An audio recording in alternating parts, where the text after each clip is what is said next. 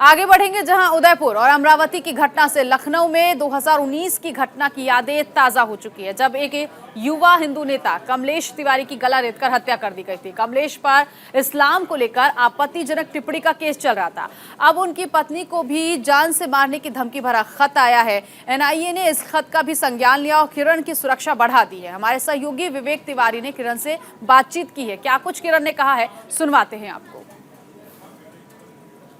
उनकी पत्नी है किरण जी, उनको अभी कुछ दिनों पहले एक खत आया उर्दू में लिखा हुआ, जिसमें उनको और उनके परिवार के लोगों को मार डालने की धमकी दी गई थी। मामला पुलिस के पास है।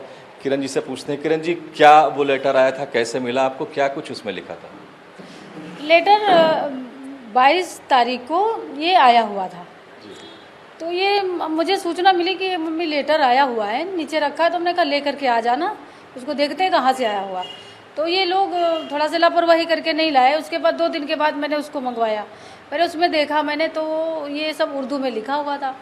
तो मैंने, हमारा भतीजा है एक, हमारा मयंक पांडे यहाँ रहता है, उसके मोबाइल में गूगल ट्रांसलेटर का जो है सिस्टम, उसने गूगल पे ट्रांसलेट करके देखा तो उसमें लिखा हुआ था कि मैं जानता हूँ कि आप लोग कहाँ रहते हो, और कमलेश तिवारी को तो हमेशा मना करता रहा कि आप हमारे पैगंबर पे टिप्पणी ना करें, लेकिन उसने तो टिप्पणी किया, लेकिन उसको मैंने जहानुम पहुंचा दिया है।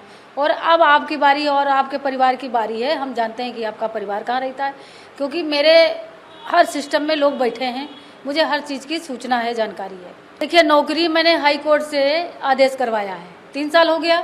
3 साल में का योगी आदित्यनाथ के मंत्रालय में या कहीं भी जगह नहीं थी जो हमारे बेटे को नौकरी मिले, तो मैंने हाई कोर्ट से उसको ऑर्डर करवा लिया है। उसके बाद भी 1 महीना होगा, 2 महीने का टाइम हाई कोर्ट ने दे रखा है, लेकिन अभी भी उस पर कोई सुनवाई नहीं।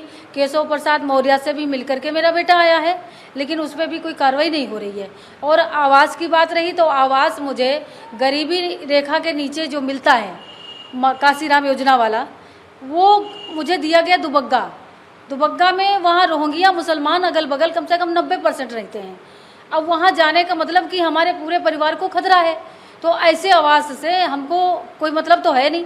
अगर आवास देना था तो प्रधानमंत्री योजना में दिया होता, या कहीं जगह लेकर के दे देते, तो कम से कम हम अपने परिवार के साथ वहाँ रह तो सकते थे। ये किरण जी, स्वर्गीय कमलेश तिवारी की पत्नी, इनका दुख ये है कि जो वादे सरकार ने किए थे, चाहे वो मुआवजे का वादा रहा हो, चाहे नौकरी देने का वादा रहा हो, वो अब तक पूरा नहीं किया गया।